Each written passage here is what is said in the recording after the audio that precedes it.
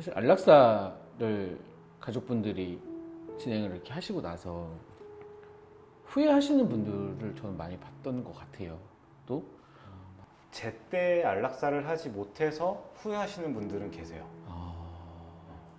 그럴 수 있겠어요.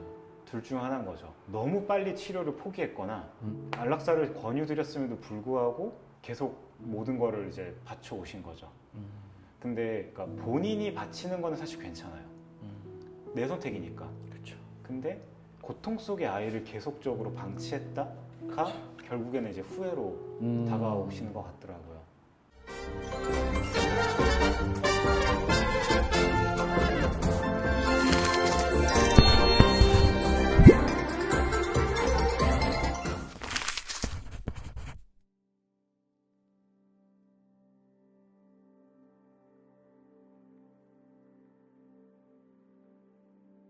제가 오늘 이 질문지 작성을 하면서 조금 저도 좀 조심스럽게 여쭤보고 싶었던 부분이기도 한데요.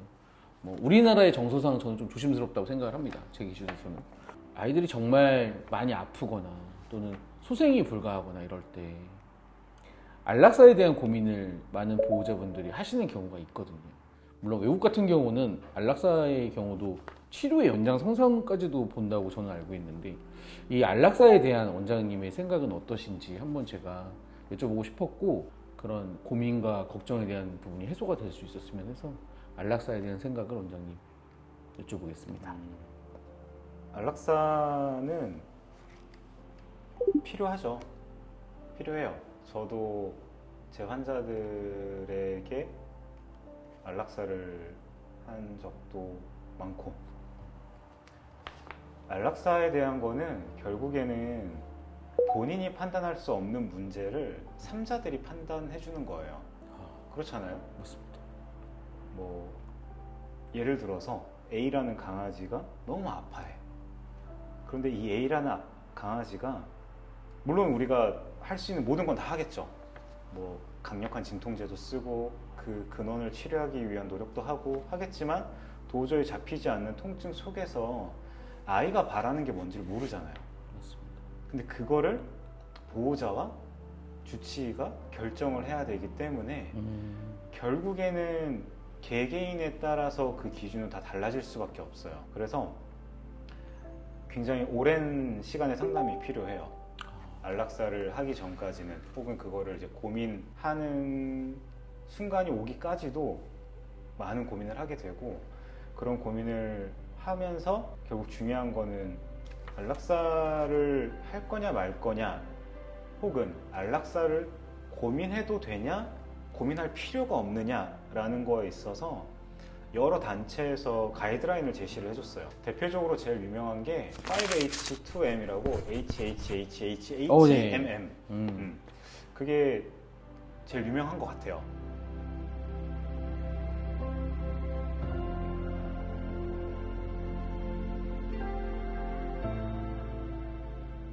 그런 기준도 있고 근데 저는 개인적으로 오하이오 주립대에서 만든 가이드라인 제일 좋아해요.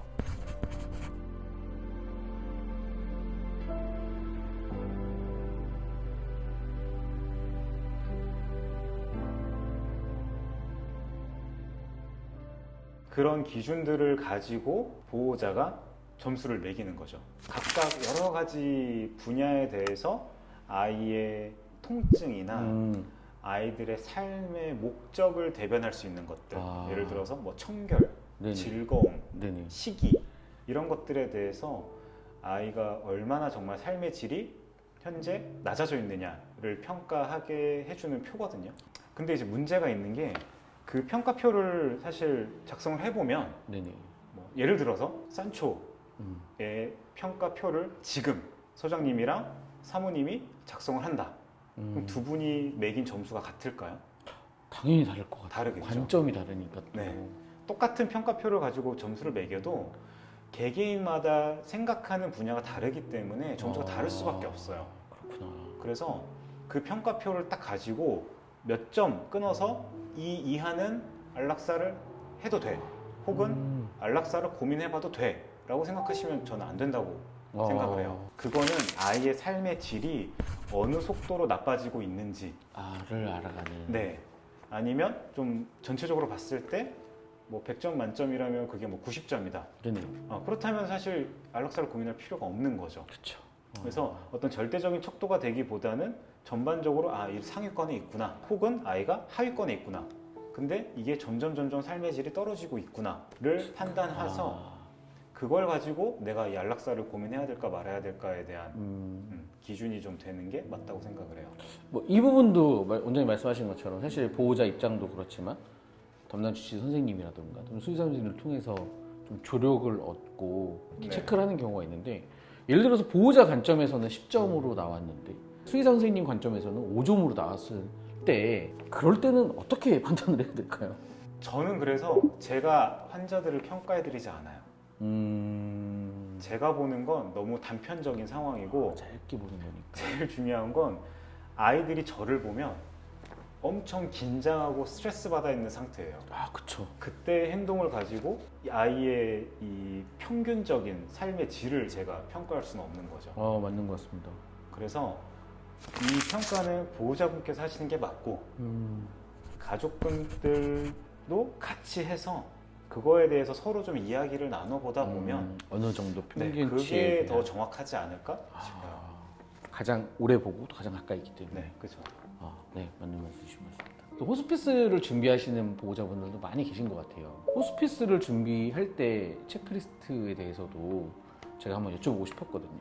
호스피스를 어떻게 정의하냐에 따라 좀 다를 것 같은데, 호스피스라는 거는 사실 이제 정말 죽음을 앞두고 그 상황에서 치료를 하는 게 아닌 네, 맞아요. 상황인 거잖아요. 네, 맞습니다. 저는 사실 호스피스도 그렇고 안락사도 그렇고 저는 다 치료의 한 개념이라고 봐요. 맞네요. 네, 적극적인 치료를 안 한다 뿐인 거지, 호스피스일 때도 어쨌든 통증은 잡아줘야죠. 맞죠. 예를 들어 악성 종양이 있어서 그로 인해서 통증이 심하게 나타난다면 종양 치료는 못할지언정 통증을 잡아주는 게 그게 호스피스인 거죠. 이 종양을 치료하겠다고 공격적으로 하는 거가 이제 호스피스가 아닌 그냥 일반적인 우리가 생각하는 치료인 거고. 치료인 거고. 그렇게 해서 호스피스가 있고, 그럼에도 불구하고 이게 너무 아이가 극심한 통증을 호소한다면, 그러면 저는 수의사로서 제가 할 수 있는 마지막 치료 방법이 안락사라고 생각을 해요. 그렇기 때문에 다 치료인 거죠. 치료의 연장선상 네. 보면 좋겠다. 네. 마지막 하나 또 여쭤보고 싶었던 부분이, 사실 안락사를 가족분들이 진행을 이렇게 하시고 나서 후회하시는 분들을 저는 많이 봤던 것 같아요. 또 반대로 후회하지 않고 올바른 결정이라고, 올바른 선택을 했다고 생각하시는 분들도 봤지만, 보호자의 선택에 있어서 후회하지 않으려면 어떤 게 더 좋을지 여쭤보고 싶습니다. 이거 뭐 제 개인적인 경험이다 보니까 저는 제가 안락사를 해드렸는데 후회하신 분은 한 분도 안 계셨어요. 근데 그럴 수 있었던 이유는 제 안락사를 하기까지 저 스스로가 이 아이에게 더 이상 해줄 게 없다. 이 아이가 정말, 혹은 이 가족분이 아이로 인해서 너무나 힘든 상황에 처해 있다라는 게 저 스스로도 굉장히 납득이 된다.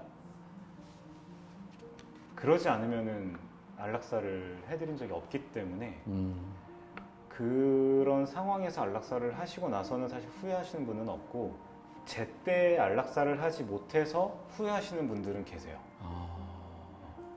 그럴 수 있겠어요.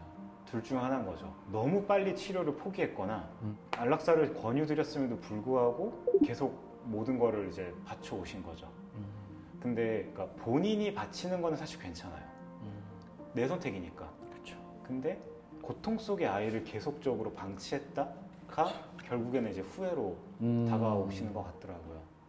그 전까지 우리가 할 수 있는 최선을 다하고 많이 노력하고, 사실 되게 돌이킬 수가 없잖아요. 그리고 경험해 본 적이 없어요. 네. 그 아이를 그런 상황에 이렇게 고민해 보는 경험이 없다 보니까, 그러니까 답도 안 정해져 있고 처음 경험해보는 문제다 보니까 모두가 힘들어해요. 힘들어해서 결국에는 주치의와 가족 구성원들과 충분히 오랫동안 커뮤니케이션을 해오면서 가장 후회 없는 네. 결정을 내리는 게 맞지 않을까 싶네요. 참 우리나라 정서에서는 아직은 이 현재 정서에서는 물론 미국이나 조금 더 반려동물부는 선진화되어 있는 나라에서는 이 안락사에 대한 부분이